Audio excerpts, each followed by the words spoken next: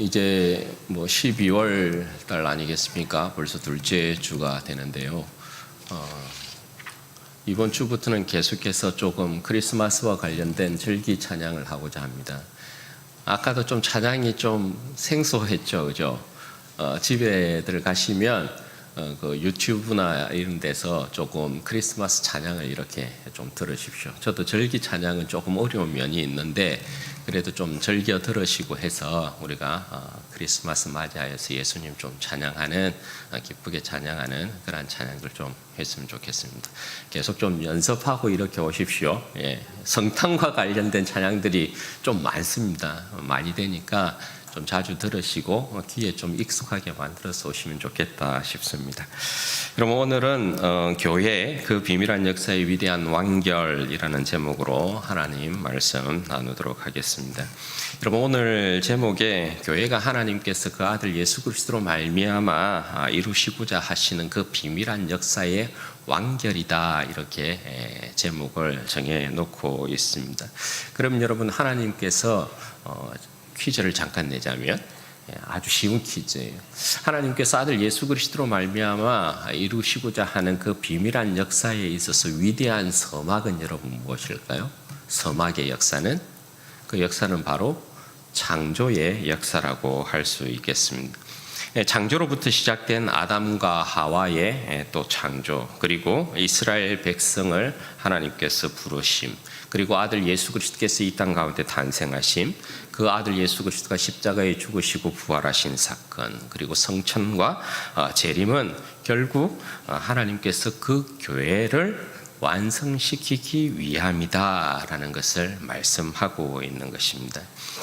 이것은 오늘 대단한 큰 비밀입니다. 오늘 말씀을 여러분들이 들으심을 통하여서, 또 오늘 본문 말씀은 하나님께서 그야말로 인류에 대하여서 가지고 있는 영원 전부터 아들 예수 그리스도 안에서 가지고 계셨던 그 완전한 역사를 완전히 이렇게 드러내신 것이거든요. 우리가 알지도 못했던, 우리가 알 수 없었던, 그러나 오늘 이 비밀의 말씀을 통하여서 우리가 하나님 앞에서 가지게 된 영광스러운 우리의 위치, 우리의 인생의 이 영광, 이게 무엇인가, 이 부분에 대해서 우리가 좀 깊이 깨달았으면 좋겠고, 또 그 영광의 깊이만큼 우리의 인생이 좀 복음 안에서 부요하게 되어지는 그런 역사가 있었으면 좋겠습니다. 여러분, 오늘 이 역사에 대해서 사도 바울은 어떻게 이야기를 하냐면, 그 아들 예수 그리스도 안에서 하나님께서 그의 위대한 비밀의 역사를 완성시킨 게 바로 교회다, 이렇게 이야기를 하거든요. 여기에 대해서 사도 바울이 어떻게 이야기를 하냐면, 이 비밀에 대한 내용을 영원부터 만물을 창조하신 하나님 속에 감추어졌던 비밀의 경륜, 이렇게 밝히고 있습니다. 따라서 오늘 본문의 이 말씀은 하나님의 구원 역사의 비밀을 완전히 우리에게 밝혀주고 있는 내용이자, 또 하나님께서 인류를 그야말로 어떠한 모습으로 하나님께서 이 인류를 나타내고자 하셨는가, 거기에 대한 내용이 그대로 드러나 있는 그런 본문이라고 할 수 있겠습니다. 굉장한 본문입니다, 사실은. 그러니까 여러분, 그래서 오늘 말씀에 집중하시면 좋겠습니다. 먼저 바울은 자신의 이제 상황을 설명하고 있는데, 1절 말씀에 보면, 이러므로 그리스도 예수의 일로 너희 이방인을 위하여 갇힌 자 된 나 바울이 말하거니와, 바울이 지금 여러분 어떤 상황 가운데 있습니까? 옥중에 있습니다. 옥중에. 지금 감옥에 갇혀 있는 신세에 있습니다. 여러분 아시다시피 오늘 이 에베소서를 비롯하여서 빌립보서나 골로새서나 빌레몬서 같은 것을 바울의 옥중 서신이라 그렇게 이야기를 하는 것이죠. 바울이 감옥에서 기록한, 편지한 내용이다, 이러한 이제 이야기인 것이죠. 바울이 그러면 도대체 감옥에 갇힌 이유가 뭐냐, 뭐 때문에 사도 바울이 감옥에 갇혔다라고 이야기를 합니까? 예수의 일로 너희 이방인을 위하여 갇힌 자 된 나 바울, 이렇게 이제 이야기를 하고 있어요. 그러면 예수의 이름 무엇이고 이것이 또 이방인과 무슨 관련이 있느냐? 사도 바울은 왜 이 일로 지금 감옥에 갇힌 신세가 되어 있느냐? 2절에서부터 이제 바울은 자신이 옥에 갇힌 이유를 이제 설명하기 시작하는데요. 바울은 자신이 예수의 일로 이방인을 위하여 갇히게 된 이 이유에 대해서 말하면서 실로 엄청난 비밀을 이제 밝혀주기 시작합니다. 2절에서 여러분 4절 말씀을 보십시오. 2절에서 이제 4절 말씀을 보면 하나님께서 이방인을 향하여 가지고 계셨던 계획에 대해서 먼저 말씀을 하고 있거든요. 2절에서 4절 말씀, 너희를 위하여 내게 주신 하나님의 그 은혜의 경륜을 너희가 들었을 터이라. 곧 계시로 내게 비밀을 알게 하신 것은 내가 먼저 간단히 기록함과 같으니 그것을 읽으면 내가 그리스도의 비밀을 깨달은 것을 너희가 알 수 있으리라, 이렇게 말씀합니다. 여러분, 바울이 이방인을 향한 하나님의 계획을 어떻게 표현하고 있습니까? 2절 말씀에 보면 오늘 사도 바울이 표현하는 이 표현들이 굉장히 의미가 깊습니다. 2절에 보면 하나님의 그 은혜의 경륜이라는 표현이 등장하고 있어요. 그리고 3절에는 여러분 계시로 내게 비밀을 알게 하신 것이라는 이러한 표현이 나옵니다. 그리고 4절에는 여러분 이것을 그리스도의 비밀, 이렇게 표현을 하고 있는 것을 보게 돼요. 여러분, 사도 바울은 이방인을 향한 하나님의 계획을 하나님의 그 은혜의 경륜이다, 이렇게 이야기를 하면서 이것은 계시로 자신이 받은 것이며 이 계시는 곧 그리스도의 비밀이다, 이렇게 밝히고 있는 거예요. 그러면 그리스도의 비밀이라는 것이 뭐냐? 5절에서부터 6절 말씀을 보십시오. 이제 그의 거룩한 사도들과 선지자들에게 성령으로 나타내신 것 같이 다른 세대에는 사람의 아들들에게 알리지 아니하셨으니 이는 이방인들이 복음으로 말미암아 그리스도 예수 안에서 함께 상속자가 되고 함께 지체가 되고 함께 약속에 참여하는 자가 됨이라. 여러분, 그리스도의 비밀이라는 것을 지금 어떻게 사도 바울이 드러내고 있습니까? 지금 그의 거룩한 사도들과 선지자들에게 성령으로 나타내신 것 같이 다른 세대에서는 사람들의 아들들에게 이것을 알리지 아니하였다, 이렇게 말씀합니다. 그러니까 이것은 비밀이었다, 이걸 이야기하는 것이죠. 그러면 여기에서 오늘 사도 바울이 5절에서 이야기하고 있는 것처럼 다른 세대에서는 사람들의 이 아들들에게 알리지 아니하였다. 어떤 시대와 비교하고 있는 것입니까? 옛 시대와 지금 비교를 하고 있는 거죠. 그러니까 옛 시대란 구약의 시대를 이야기하는 것이죠. 구약의 백성들에게는 하나님께서 지금 이 그리스도 안에 있는 이 비밀을 그들에게는 완전히 알려주지 아니하셨다, 그렇게 말씀하셔요. 구약 시대는 그저 모세로 말미암는 율법을 쫓아서 이스라엘 백성들은 그냥 그 율법 아래서 율법을 지키면 그 백성에게는 영광이고 그 백성의 지혜이고 그 백성의 의로움이었다는 거예요. 너희는 그냥 그 정도만 알면 돼. 그리스도 예수 안에 있는 하나님께서 그 은밀한 비밀의 역사를 그 모두에게 알려주지 아니하였다는 거예요. 이스라엘 백성에게 알려주지 아니하였다는 거예요. 따라서 여러분, 그들의 선지자들도 여러분 어떻게 합니까? 그들의 선지자들도, 구약에 그러니까 그 유명한 선지자들도 하나님께서 예수 그리스도 안에서 이방인들을 구원하고자 하는 그 역사에 대한 완전한 비밀을 그들도 완전히는 다 알지 못했다라는 거예요. 왜냐하면 구약의 선지자들 역시 하나님께서 그들에게 계시로 주시는 것은 그냥 하나님 역사에 있으신 일부분만을 주실 뿐이지 완벽히 다 드러내어서 그들에게 말씀하지 않았기 때문이다, 그렇게 말씀하는 거예요. 그러나 이제 그리스도의 비밀을 그의 거룩한 사도들에게, 선지자들에게 어떻게 해요? 성령으로 나타내셨다, 그렇게 말씀을 하고 있어요. 여기서는 여러분 옛 백성과 비교하여서 주님의 새로운 백성들, 이 백성들은 어떤 백성이라고요? 구약과 비교해보자면 구약에는 하나님께서 그 모든 자들에게 성령을 붓지 아니하였는데 신약의 백성들의 특징이 되는 것은 뭐냐 하면 하나님께서 성령을 그들에게 다 부어주셨다는 거예요. 신약의 모든 백성들에게 성령을 부어주셨다는 것은 성령께서는 하나님의 깊은 뜻이라도 통달하시는 분이시기 때문에 하나님의 그 은밀한 모든 비밀들을 이제 모든 신약의 백성들은 알게 되었다라는 것을 이야기해요. 그 대표가 여러분 누구예요? 신약의 대표로 이렇게 서는 사람들이 누구냐면 오늘 사도들과 선지자들을 이렇게 이야기해요. 우리가 지난 시간에 보았다시피 교회는 여러분 이 사도들과 선지자들의 터 위에 서 있다 이렇게 말씀을 하고 있는 거죠. 여기서 사도들, 예수 그리스도의 사도들을 이야기하는 것이고 선지자들은 구약의 선지자들을 이야기하는 것이 아니라 신약에 있어서 교회를 세우는 선지자들이에요. 예수 그리스도로 말미암아 부름받은 자들이에요. 이를 통하여서 하나님께서 자신의 그 모든 교회의 기초가 되게 하셔서 그들을 통한 하나님의 교회를 세우고 하나님 자신의 모든 비밀을 예수 그리스도 안에 있는 비밀을 알리기 시작하셨다. 성령으로 나타내셨다. 그렇게 말씀을 하고 있는 거죠. 그 비밀이 뭐예요? 6절. 6절 말씀이 여러분 굉장히 중요한 이 비밀이죠. 6절 말씀이 어떻게 되어 있어요? 다시 읽어보시면 이방인들이 복음으로 말미암아 그리스도 예수 안에서 함께 상속자가 되고 함께 지체가 되고 함께 약속에 참여하는 자가 되었다. 이 사건을 이야기해요. 이 사건.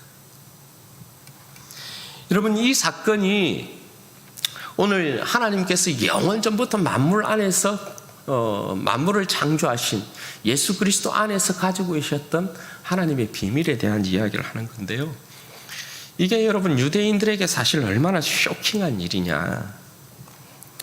유대인들이 사실 이 말씀을 받을 때는 천지가 개벽하는 그런 사건과도 같은 것입니다. 왜냐하면 아시다시피 유대인들에게는 이방인이 심판의 대상이지 함께 상속자가 되고 함께 지체가 되고 함께 그들과 약속을 나누는 대상이 될 수가 없기 때문에 그래요.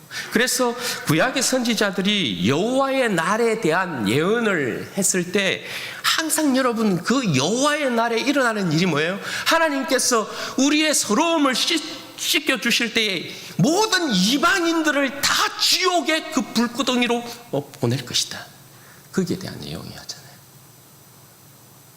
구약의 선지자들은 하나님의 완전한 날이 이르게 되면 여호와의 날이 이르게 되면 하나님께서 우리의 눈물을 씻겨주실 때 모든 이방인들을 다 심판하실 것이라고 생각했어요. 그런데 이게 무슨 소리예요? 아니 이방인들이 함께 그들과 함께 상속자가 되고 함께 지체가 되고 함께 약속을 받는 자가 된다고요? 이게 도대체 무슨 말이냐 이 말이에요. 이게 그러니까 유대인들이 이 말을 받았을 때는 굉장히 여러분 쇼킹한 그러한 충격을 받게 되는 거예요. 하나님께서 이건 유대인들에게 이 소리가 어떻게 들리는 것이냐면 이런 거예요. 하나님께서 아브라함을 부르시고 하나님께서 이스라엘 백성을 지어서 하나님의 그 구원 역사에 수종들게 했어요. 그죠? 그들이 장자로 이렇게 부름받은 가운데서 두려움 가운데서 하나님을 섬겼지만 이스라엘처럼 하나님을 가까이서 섬긴 백성은 없단 말입니다. 그래서 그들은 만민 가운데 장자로 부름받은 그 영광 가운데 있었던 백성이었고 선택받은 백성으로서의 굉장한 자긍심이 있었던 백성들이에요. 하나님께서 그런 우리를 이방인들과 함께 동일하게 취급하지 아니할 것이다. 우리는 우리가 가진 만국 가운데서 만민 가운데서 장자로 부름받은 그 영광에 있어서 그 지위에 있어서 하나님께서 절대 우리를 무시하지 아니할 것이다. 그리고 우리가 좀 잘못했다고 이방인이 우리를 짓밟는 이 상황 가운데서 하나님은 절대 침묵하지 아니할 것이다. 하나님께서 우리를 회복하실 때는 반드시 이방인들을 벌하실 것이다. 거기에 대한 생각으로 꽉 차 있었던 것이죠. 그런데 하나님께서 예수 그리스도로 말미암아 만물을 통일시키는 역사로 그 나라를 완성시키는데 그리스도의 비밀을 드러내는 것이 유대인만이 아니라는 거예요. 유대인. 너희들만이 아니라는 거예요. 너희들만이 아니라 이방인들을 함께 불러서 그리스도 예수 안에 있는 하나님의 그 모든 복들을 이방인들과 함께 상속하게 만들고 함께 약속에 참여하는 자 되게 만들고 유대인들과 똑같은 지위에 놓겠다라는 거예요. 그러니 이걸 유대인들이 어떻게 쉽게 받아들일 수 있겠냐고요. 이걸. 유대인들에게는 이 일이 얼마나 쇼킹한 일인지 모른다는 거예요. 정말로 그렇다라는 거예요. 그런데 여러분, 이 일은 갑작스럽고 변덕스러운 결정이 아니라는 거예요. 9절의 말씀에 보면 여러분 어떤 표현이 나와요? 9절을 표현해 보시면 영원부터 만물을 창조하신 하나님 속에 감추어졌던 비밀의 경륜, 이렇게 말씀하고 있어요. 그러니까 이미 창조의 역사가 시작되기 전에 하나님께서 아들 예수 그리스도 안에서 이미 예정하신 일이다라는 거예요. 하나님은 인류를 유대인과 이방인으로 나눌 생각이 없었어요. 하나님은 인류를 자유인과 종으로 나눌 생각이 없었어요. 하나님은 인류를 헬라인과 이방인으로 나눌 생각이 없었어요. 하나님은 인류를 남자와 여자로 지어서 차별할 생각이 없었어요. 그런데 인간의 죄와 타락으로 말미암아 여러분 어떻게 돼요? 인류가 그렇게 나뉘어진 거죠. 하나님의 구원 역사를 위해서 이스라엘을 택하였는데 이 이스라엘이 자기가 왜 부름받는지를 망각하고 교만하게 행동했거든요. 자기만이 잘난 줄 알고. 이방인은 그래서 그냥 처음부터 지옥의 이 불쏘시개 이렇게 생각하고 있었던. 이방인은 이방인 나름대로 유대인이 고가웠던 거고. 그래서 여러분 이 죄로 말미암아 인류의 타락으로 말미암아 이 인류가 이렇게 나뉘어진 거죠. 유대인과 이방인, 자유자와 종, 남자와 여자, 이렇게 전부 인류를 막 나눈 거예요. 그런데 예수님이 이 땅 가운데 오셔서 이 죄와 이 타락의 문제, 이걸 딱 해결하고 예수 그리스도로 말미암아 모든 인류의 죄를 씻어서 하나님 앞으로 불러서 하나님의 새로운 백성 삼는데 여기에 여러분 구분이 있어요? 유대인과 이방인에 대한 구분이 있어요? 남자와 여자에 대한 구분이 있어요? 자유자와 종에 대한 구분이 있나요? 없다라는 거예요. 없다. 함께 상속자가 되고 함께 지체가 되고 함께 약속에 참여한 자가 되었다. 장자와 차자의 구별이 사라졌다는 거예요. 이전에는 이스라엘 백성만이 하나님을 가까이 섬겼지만 지금은 하나님께서 지성 속에 휘장을 찢어버리시고 유대인뿐만 아니라 이방인들도 하나님의 안방으로 초청했다는 거거든요. 그런 구별이 없어요. 그래서 여러분 이방인이, 유대인들은 자기들만 하나님의 백성이고 자기들만 하나님의 상속자고 하나님의 약속에 참여한 자인 줄 알았더니 이게 그리스도 예수 안에서 하나님의 온전한 비밀이 드러나는데 그게 아니다. 이방인들도 너희와 똑같이 이제 하나님 앞에서의 그 생명의 복들을 누린단다. 이렇게 이야기를 하고 있는 거거든요. 이걸 여러분 사도 바울이 8절에 여러분 어떤 식으로 표현하냐면 청량할 수 없는 그리스도의 풍성함, 이렇게 표현해요. 청량할 수 없는 그리스도의 풍성함이 아니었다면 이런 도무지 일어나지 아니하였을 것이고 이방인들이 하나님의 자녀가 되어서 하나님의 상속자가 되고 하나님의 지체가 되어지고 하나님의 약속에 참여하는 일은 없었을 것이다. 그렇게 이야기를 하고 있는 거예요.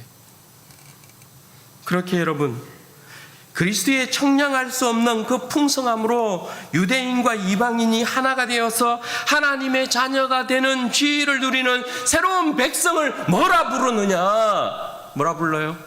새로운 인류를 뭐라 불러요? 교회라고 부르는 것입니다.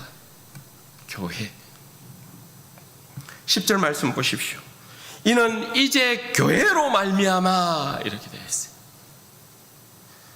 하나님께서 예수 그리스도 안에서 영원 전부터 계획하셨던 인류의 참다운 모습이 뭐냐? 교회다. 이렇게 이야기하는 거예요.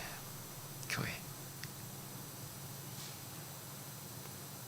예수 그리스도로 말미암아 모든 인류의 근본된 인류의 관계를 회복시켜 놓고 인류와 인류가 전혀 사람이 차별받지 않는, 남자와 여자가 차별받지 않는, 유대인과 이방인의 차별이 없는, 장자와 차자의 차별이 없는, 부한자와 가난한 자가 차별이 없는 예수 그리스도 안에 있는 완전한 생명의 복과 지위, 그 약속들을 완전히 모든 자들이 주님의 상에 앉아서 먹고 마시는 그 새로운 백성을 교회라고 부른다는 거예요. 교회. 교회는 영원부터 만물을 창조하신 하나님 속에 감추었던 비밀의 경륜으로 탄생하고 있는 거예요. 여러분, 이 교회를 탄생시키기 위해서 삼위 하나님은 영원 전부터 계획하셨던 것이고요. 창조를 통해서 그 위대한 서막을 여셨던 것이고요. 인간을 지으심으로 하나님께서 역사를 경영하셨던 거고요. 인간의 타락에도 불구하고 하나님은 이 역사를 포기하실 수 없었기 때문에 아브라함을 불러낸 거고요. 아브라함을 통해서 이스라엘 백성을 조성하신 것이고요. 이스라엘 백성을 제사장 나라 삼아서 하나님 역사에 수종들게 만들었고요. 때가 되어서 하나님께서 그 아들을 이 땅 가운데 보내신 것이고요. 그 아들을 통하여서 죄의 문제를 청산하기 위하여서 십자가를 지게 만든 것이고요. 죽음의 문제를 정복하기 위해서 아들을 다시금 죽음 가운데서 일으키신 것이고요. 다시금 그 아들을 통하여서 죽음을 정복한 완전한 세계에서 그 아들을 영광의 왕으로 삼기 위하여서 아들을 성천시킨 것이고요. 그 아들이 영원한 인류의 왕이 되시기 위하여서 그 인류를 그 생명 안에서 복되게 하기 위하여서 다시금 재림하실 것이에요. 우리가 그 안에 속해 있는 백성이에요. 교회. 그래서 교회는 엄부의 권세가 흔들 수 없어요. 엄부의 권세가.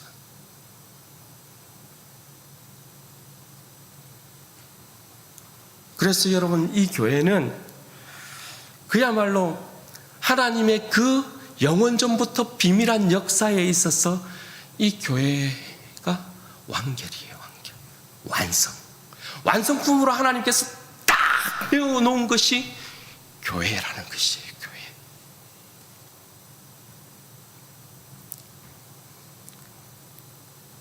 여러분, 이게 얼마나 영광스러운 거예요. 그러니까 우리 자신은 우리 자신도 알지 못하고 있는, 알 수 없었던, 우리가 어떻게 해서 탄생되었고, 우리가 어떤 백성으로 지금 부름받고 있고, 우리가 지금 이 우주에서 어떠한 영광스러운 위치를 차지하고 있는가를 여러분 알아야 된다는 거죠. 복음의 부요함을 통해서 이걸 알아야 된다는 거죠. 여러분, 이렇게 탄생한 교회를 통해서 하나님께서 하시는 일을 한번 보십시오. 교회가 이렇게 탄생했는데 이 교회를 통하여서 하나님께서 어떤 일을 하시느냐. 10절 말씀해 보세요. 10절 말씀해 보면 어떻게 돼요? 하늘에 있는 통치자들과 권세들에게 하나님의 각종 지혜를 알게 하려 하심이라. 여러분, 이게 무슨 말씀일까요? 하나님께서 영원전부터 만물 안에 감추어졌던 예수 그리스도 안에서 감추어 놓았던 하나님의 그 비밀한 역사를 하나님께서 드러냈는데 그게 뭐라는 거예요? 그게 교회라는 거예요. 교회? 그럼 이 교회를 통해서 지금 어떤 일이 일어나고 있느냐? 이 교회를 통해서 여러분, 하늘에 있는 존재들이 하나님의 지혜와 이 교회를 통해서 하늘에 있는 존재들이 하나님의 비밀을 깨우친다라는 거예요. 왜? 여기에 보면 하늘에 있는 통치자들과 권세들에게 하나님의 각종 지혜를 알게 하려 하십니다. 교회의 이 구원의 선포를 통하여서 하나님께서 예수 그리스도 안에서 결국은 영원전부터 무엇을 탄생시키려고 했느냐? 교회를 탄생시키기 위하여서 하나님께서 영원전부터 그 역사를 쭉 진행시키셨고, 창조를 통해서 위대한 서막을 여셨고, 이스라엘을 통한 하나님의 구원 역사와 아들 예수 그리스도를 통한 십자가의 그 역사로 말미암는 하나님의 위대한 역사를 이루셨다. 무엇을 위해서? 교회를 탄생시키기 위해서다. 이것을 너희들이 들어라. 교회의 선포를 통하여서. 왜냐하면 이건 여러분이 알고 있는 천사 가브리엘도, 미가엘도 하나님께서 과연 이 일을 위하여서 영원전부터 이 역사를 이루셨단 말이냐? 아들 예수 그리스도를 십자가에 죽이고 그런 일을 이 교회를 위해서 행하셨단 말이냐? 하늘의 권세자들과 하늘의 통치자들이 이 교회에서 선포되는 이 비밀을 듣고 깨우친다는 거예요. 그들도 몰랐던 그 이야기하고 있는 거예요. 하나님께서 교회를 탄생시키기 위한 이 위대한 역사는 하늘에 있는 존재들도 몰랐어요. 그래서 지금도 여러분 영의 눈을 뜨면 이 자리에 천군천사들이 쑥 앉아서 여러분 같이 예배드리면서 이 복음의 선포를 듣고 있는지 여러분 아십니까? 안 보이죠? 그런데 천사들이 함께 주님의 이 영광스러운 역사를 들으면서 주님을 찬양한다는 거예요.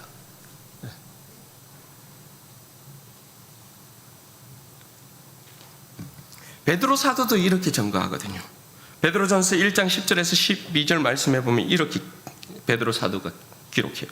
이 구원에 대하여는 너희에게 임할 은혜를 예언하던 선지자들이 연구하고 부지런히 살펴서 자기 속에 계신 그리스도의 영이 그 받으실 고난과 후에 받으실 영광을 미리 정언하여 누구를 또는 어떠한 때를 지시하였는지를 상고하니라.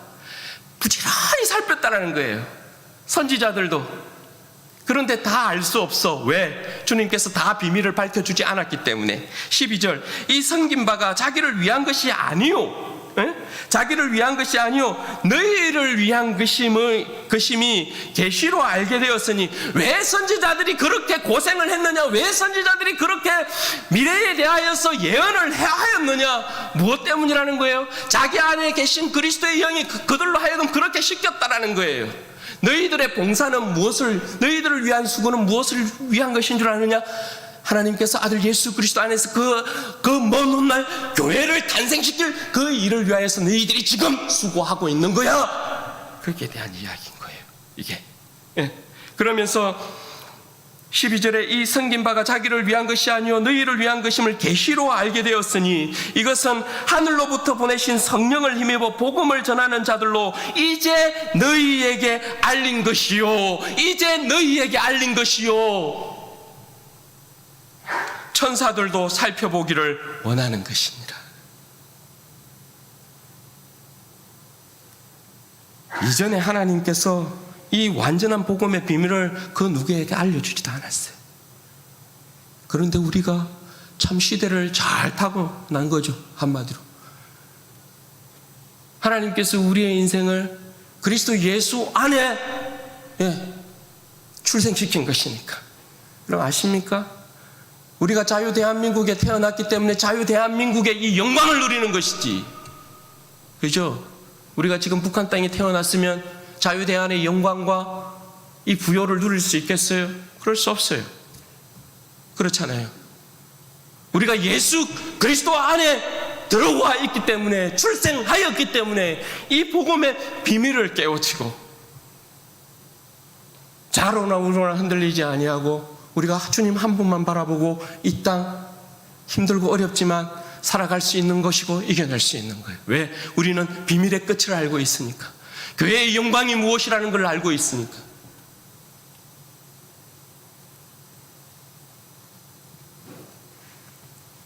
여러분, 베드로도 천사들도 살펴보기를 원하는 것이다, 이렇게 이야기해요.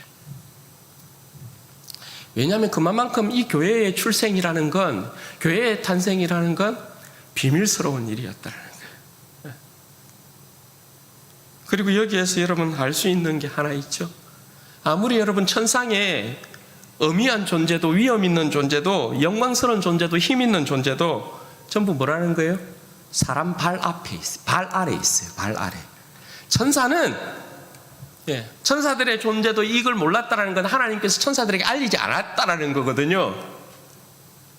그러면 천사라는 이 존재는 오늘 교회를 통하여서, 교회가 선포하는 이 복음의 비밀을 통하여서 천사들은 하나님의 구원 역사를 듣는다라는 거거든요. 그러니까 천사는 인간이 숭배해야 할 대상이 돼요, 안 돼요?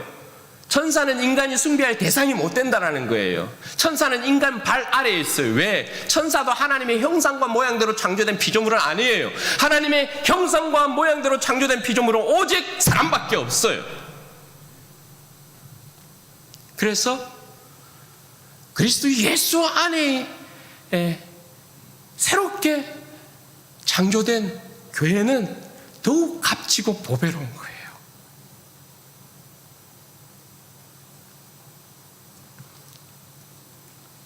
이게 여러분 하나님께서 영원부터 우리 주 예수 그리스도 안에서 예정하신 뜻이다 이렇게 이야기해요. 여러분 오늘 말씀을 통해서 우리는 세 가지를 선포할 수 있어요. 첫 번째, 교회는 역사의 중심이 된다라는 거예요. 왜 여러분 교회가 역사의 중심이 됩니까? 지금까지 여러분 살펴보았다시피 교회는 영원부터 만물을 창조하신 하나님 속에 감추어져 있었던 비밀이었어요. 하나님께서 창조로부터 지금까지 경영해 오신 역사가 그리스도로 말미암는 이 교회를 탄생시키기 위함이었다라는 거예요. 세상의 역사는 아무것도 아닌 거예요. 하나님이 왜 이 세상을 붙들고 있느냐? 무엇 때문이라고요? 교회예요, 교회. 세상의 역사는 여러분 그들의 왕들과 대통령들, 정치가 위대한 장군들, 사상가들, 그러한 자들에게 관심을 집중해요. 그런데 여러분 성경은 그렇지 않대요. 성경은 여러분 성도들, 하나님의 백성이라고 하는 성도들, 예수 그리스도의 새로운 백성이라고 하는 교회에 여러분 집중하고 있다는 사실을 여러분 기억하셔야 합니다. 교회가 이 세상에서 무명한 자 같지만, 이 세상 가운데서 교회가 없는 자들의 모임 같지만, 교회가 아무것도 아닌 것 같지만 아니요, 그렇지 않다라는 거예요. 교회가 역사의 중심이다라는 거예요. 왜? 하나님께서 지금까지 이 세상을 붙드시는 이유는 뭐냐면 이 세상의 정치가 중요하기 때문이 아니고, 이 세상 사람들이 중요하기 때문이 아니고, 하나님께서 아들 예수 그리스도 안에서 정말 탄생시키고 싶어 하셨던 교회 때문에 이 세상을 붙들고 있다 이렇게 말씀하고 있기 때문에 그래요.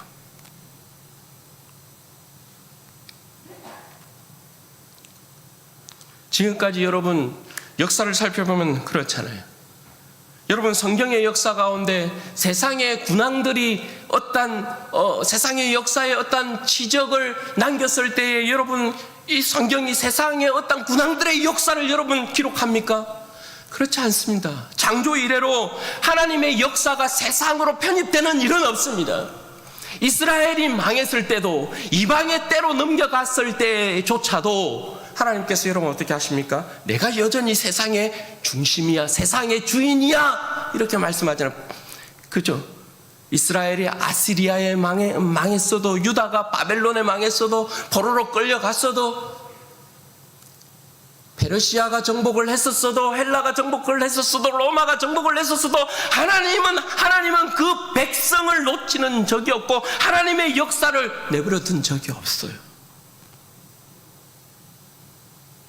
사도행전의 역사가 여러분 로마 황제들의 여러분 어떤 지적을 기록하고 있나요? 그런 적 없습니다.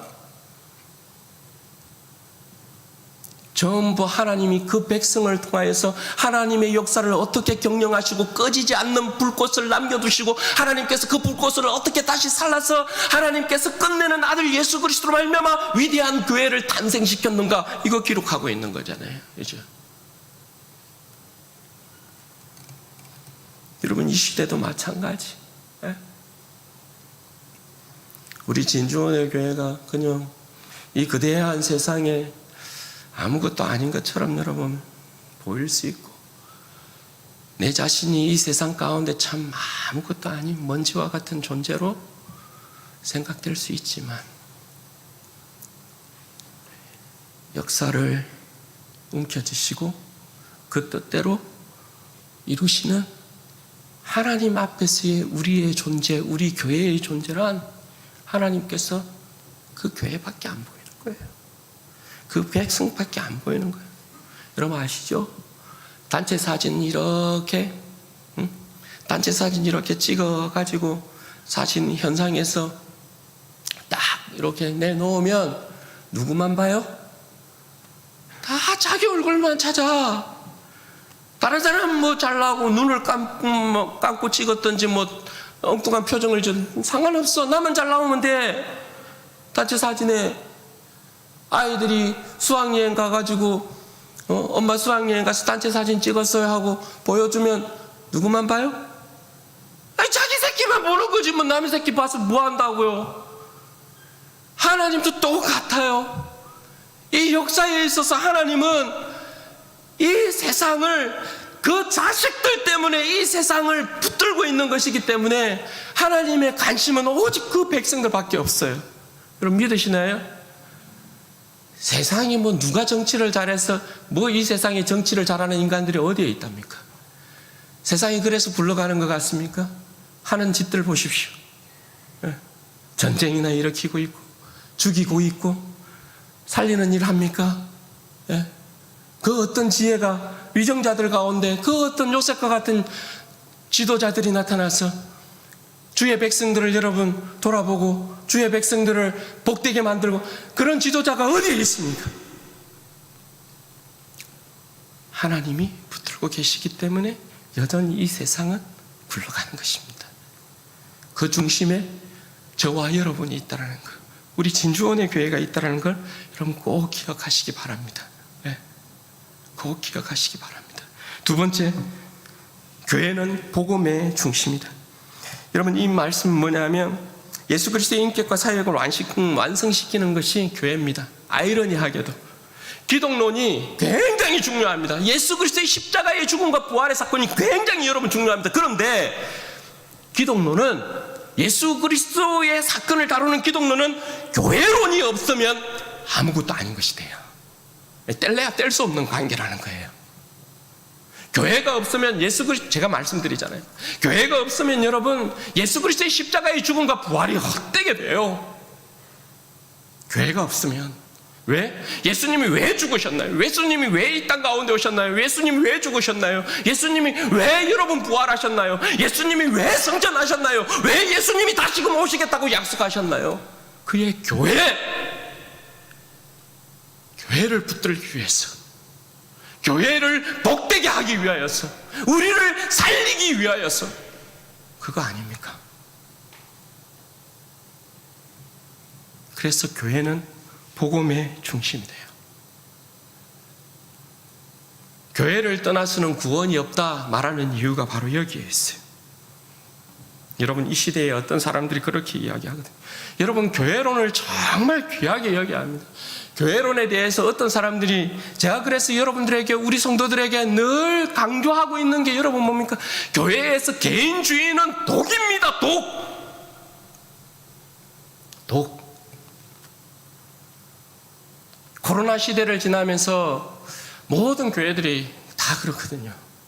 교회들마다 많이 회복되어 봐요. 60, 70%요. 새로운 트렌드가 젊은이들 가운데 뭐 젊은이나 늙은이나 할 것 없이 요즘은 코로나 이 시대를 지나오면서 교회 가는, 뭐 굳이 교회 가야 되나? 유튜브로 그냥 편안하게 예배드리면, 이런 생각들을 여러분 20-30% 정도가 그런 생각을 기본적으로 깔고 있다는 거예요. 아니요. 여러분 절대 그건 교회론을 몰라도 너무 모르는 거예요. 교회는 절대 여러분 각 개인이 흩어져 있는 상황 가운데서 하나님을 경배하고 찬양하는 형태의 교회를 이야기하지 않습니다. 교회는 한 가족으로의, 한 공동체로의 모임이라는 걸 여러분 꼭 기억하셔야 돼요. 모이기를 패하는 어떤 자들의 습관과 같이 할 수 없어요.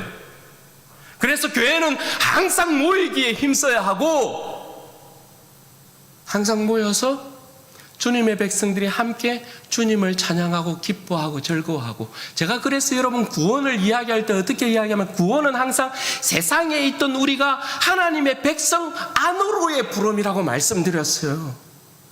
세상 밖에 그대로 있고 내가 너 구원했다 이게 아니에요. 세상 밖에 있는 백성을 하나님 나라 안으로의 부름이에요. 교회 안으로의 부름을 구원이라고 이야기한단 말입니다. 구원. 그러므로 교회는 항상 가족 공동체, 항상 연합. 이게 너무 중요해요.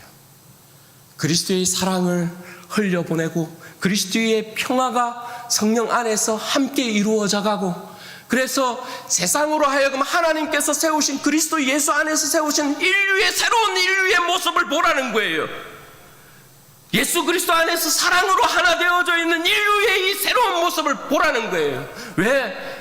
지금 세상은 전부 사람을 나눠놓고 있잖아요. 저 세상은 여전히 유대인과 이방인을 나눠놓고 있거든요. 자유자와 종을 나누어놓고 있거든요. 배운 자와 못 배운 자를 나눠놓고 있거든요. 가진 자와 못 가진 자를 나눠놓고 있거든요. 다 상을 따로 차린단 말입니다. 상을. 전부 경쟁 아닙니까? 경쟁 짓밟고 올라가는 그런 구조잖아요. 그런데 여러분, 유일하게 이 세상 가운데 경쟁의 구도가 허락되지 않는 곳이 유일하게 어떤 곳이라고요? 경쟁의 구도가 유일하게 허락되지 않는 유일한 두 기관이 있어요. 그게 뭐예요? 하나가 가정이고 하나가 교회예요. 가정을 보면 딸이 아비보다 어미보다 못되는 것을 아비 어미가 시기하고 질투하고 아들 딸을 뭉개려고 하는 가정이 있나요? 그런 가정은 없어요. 자식이 다 나보다 잘 되기를 바라고 나보다 더 뛰어나기를 바라고, 그죠? 세상 어디에 이런 구조가 있어요? 교회 마찬가지. 교회는 전부 어떻게 해요?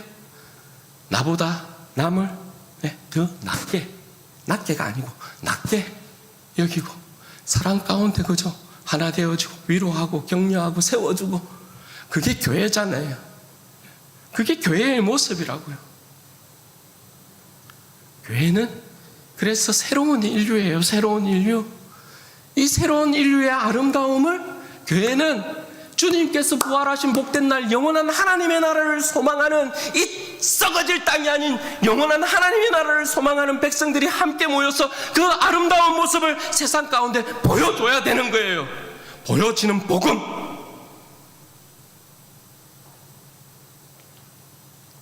그래서 이 주일의 가치가, 주님의 새로운 구원받은 백성의 이 주일의 가치가 얼마나 귀하고 존귀한지 몰라요. 교회를 탄생시키기 위하여서 하나님께서 영원 전부터 아들 예수 그리스도를 통한 이 역사들을 어떻게 이루셨는지를 여러분 좀 보시라고요. 그래서 탄생시킨 교회. 그럼 내가 교회의 일원이 되었으면, 복음의 중심이 교회라면 내 인생의 중심 역시 교회여야 되잖아요. 교회. 그래서 세 번째, 교회는 그리스도인의 삶의 중심이 된다는 거예요.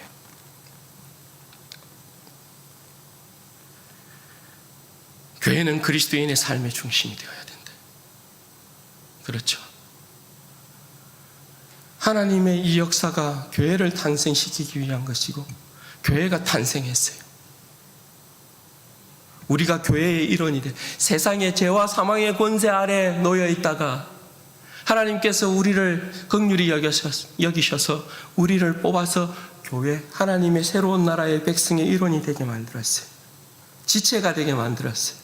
하나님 나라의 상속자가 되게 만들었어요. 약속에 참여한 자가 되게 만들었어요.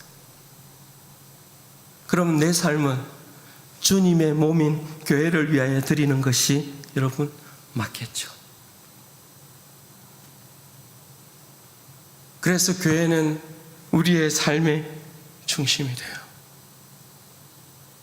내가 이 땅 가운데 왜 내 가정과 내 직장과 내 사업체를 가지고 있고 내가 왜 호흡하고 있느냐? 그럼 무엇 때문이라고요? 주님의 몸 된 교회. 교회는 주님의 몸입니다. 주님이시라고요. 주님.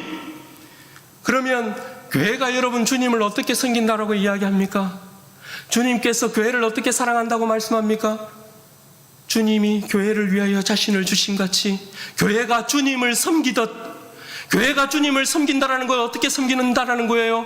마음을 다하고 뜻을 다하고 힘을 다하여 주님을 섬기는 거잖아요. 교회는 그렇게 주님을 섬기는 거잖아요. 교회는 그렇게 주님을 사랑하는 거잖아요. 우리는 그렇게 주님을 사랑하는 거잖아요. 그러니 우리의 삶의 중심은 교회여야 하죠. 교회. 여러분, 교회를 사랑한다 하면서 교회 섬기지 않고 돌아보지도 않고 멀리하는 것 아니요. 그건 여러분 아닌 거예요. 여러분, 사도 바울이 13절에 어떻게 고백을 하냐면, 너희를 위한 나의 여러 환난에 대하여 낙심하지 말라. 이는 너희의 영광이니라. 여러분, 교회의 영광을 위해 자신의 몸을 아끼지 않고 있고, 그죠? 교회의 영광을 위해 고난의 삶을 마다하지 않고 있고, 교회의 영광을 위해서 지금 사도 바울이 여러분 옥에 갇혀 있는 것 아니에요, 그죠? 너희를 위한 나의 여러 환난에 대하여서 낙심하지 말라. 이는 너희의 영광이니라. 왜 그렇습니까? 내가 너희 때문에 지금 복음 때문에 이렇게 갇혀있고 고난을 받고 핍박을 받고 내가 힘들고 고난 가운데 고통 가운데 있지만, 내 고난을 통하여서 교회가 든든히 서고 너희가 주님의 몸으로서, 너희가 주님의 영광으로서 너희의 삶이, 너희의 믿음이 견고하게 서 있다면 나의 고난도 영광이다. 왜? 내 삶이 그리스도 앞에 온전히 드려져 있는 것이기 때문에. 사도 바울이 그렇게 고백하고 있는 거예요. 사도 바울이 7절에서 9절 말씀에 보면 이 교회의 영광을 위해서 자기가 지금 갇힌 자 되었다, 이렇게 이야기해요. 그런데 여러분, 이 표현에 보면 7절에서 9절의 이 표현에 보면 사도 바울이 여러분 7절에서 이렇게 고백을 하는 표현 들어보세요. 이 복음을 위하여 그의 능력이 역사하시는 대로 내게 주신 하나님의 은혜의 선물을 따라 내가 일꾼이 되었노라. 8절에요. 모든 성도 중에 지극히 작은 자보다 더 작은 나에게 이 은혜를 주신 것은, 이렇게. 여러분, 그렇죠. 사도 바울이 여러분 왜 자기 자신이 모든 성도들 중에 지극히 작은 자보다 더 작은 자라고 자신을 표현하는 것일까요? 여러분, 사도 바울이 진짜 그런 겁니까? 사도 바울이 정말 이런 사람입니까? 모든 성도들보다 더 지극히 작은 자가 사도 바울입니까? 아니잖아요. 우리는 사도 바울의 육신의 그 스펙을 알잖아요. 난지 8일 만에 할례를 받고 베냐민 지파이고 이스라엘 중에 이스라엘이고 가말리엘의 문화상에서 가말리엘의 그 문화에서 배웠고, 율법으로는 열심을 따라갈 수 없는 바리새파였고, 사도 바울의 스펙이 이 정도 되면 그 어떤 예수 그리스도를 따르는 그 당시의 사도들과 제자들보다 그 스펙에 있어서는 최상위입니다. 최상위. 그죠? 그런데 사도 바울이 이렇게 고백해요. 모든 성도들보다 지극히 작은 자보다 더 작은, 이 고백이 어떻게 해서 흘러나오는 걸까요?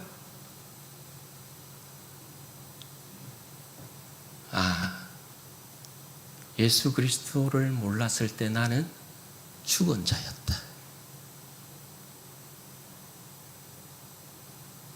이 고백에서부터 이게 나오는 거죠.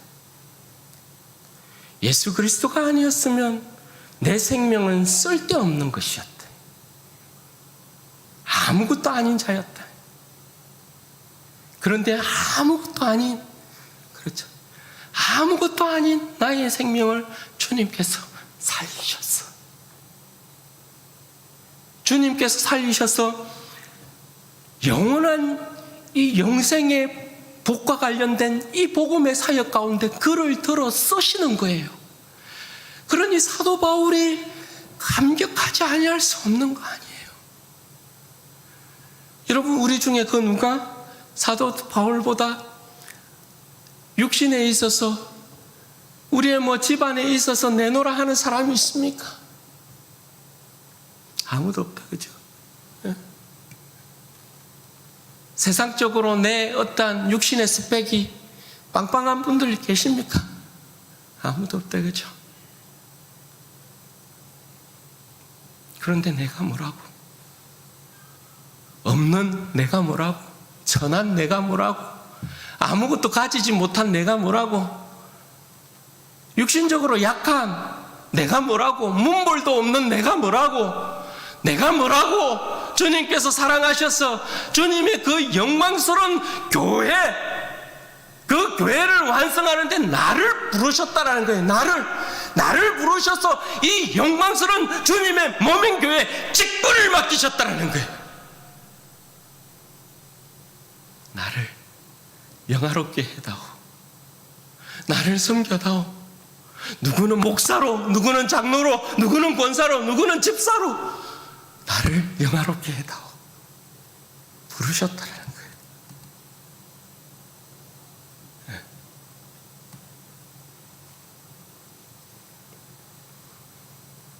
주님이 우리의 섬김을 그처럼 기뻐한다는 거예요.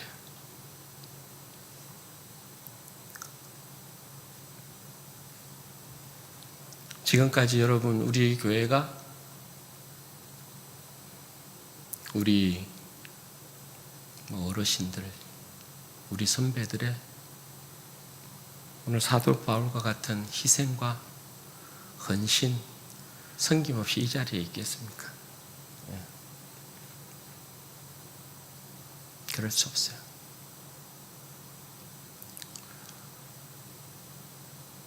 제가 사택을 이사하고 우리 권사님들 이렇게 집사님들, 우리 장로님들 방문하셨을 때에도 기도 가운데 그냥 흘러나오는 기도가 그런 거예요.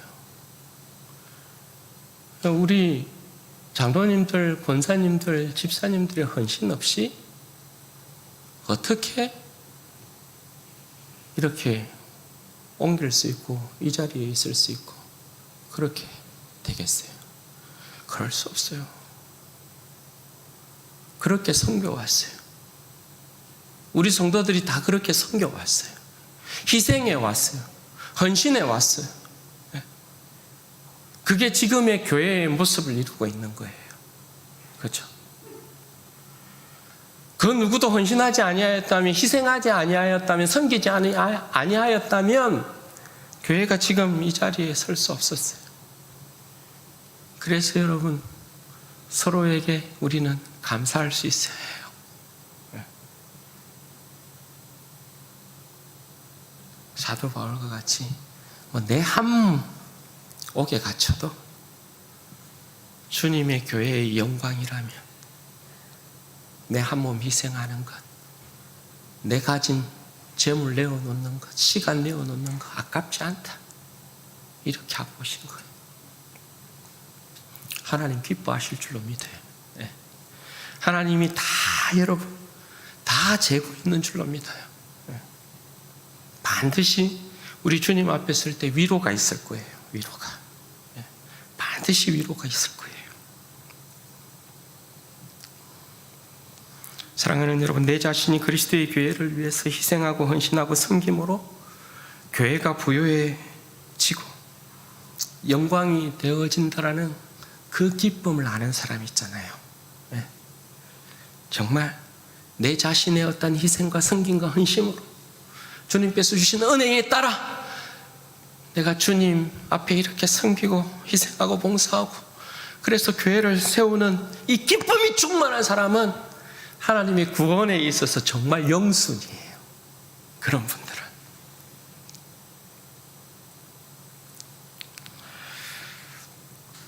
사랑하는 여러분, 역사의 중심에 교회가 있어요. 복음의 중심에 교회가 있어요. 여러분들이 예수 그리스도를 믿는다면 이 교회의 영광을 꼭 기억하셔야 된다는 거예요. 그리고 여러분, 우리의 삶의 중심에 교회가 있어요. 교회가 있어요. 잊지 마시고 지금까지 여러분 주님의 몸된 교회를 위하여서 여러분들이 여러분의 온전한 삶을 들여서 섬기고 희생하고 헌신하셨던 것처럼 앞으로의 삶도 그렇게 섬겨주시기를 바라요. 그러면 주님께서 홀로 영광 받으실 것이고 주님께서 반드시 주님의 영광스러운 날에 여러분들을 품에 꼭 안으시고 고생 많았지 하고 위로해 주실 거예요. 눈물 닦아 주실 거예요. 여러분 교회의 섬김을 위해서 팔, 다리, 무릎, 허리 안 아픈 데가 없다 그죠? 주님께서 새 걸로 완전히 다 고쳐주실 거예요. 완전히 고쳐주실 거예요. 그러니까 주님의 위로를 바라보시고 끝까지 주님의 몸된 교회에 충성하시고 헌신하시고 승리하시는 여러분들 되시기를 주님의 이름으로 축원드립니다. 같이 한번 기도하도록 하겠습니다. 여러분, 교회는 정말 영광스러운 것입니다. 그리고 우리 자신이 교회의 일원이 되었다는 건 정말 여러분 영광스럽고 감사한 것입니다.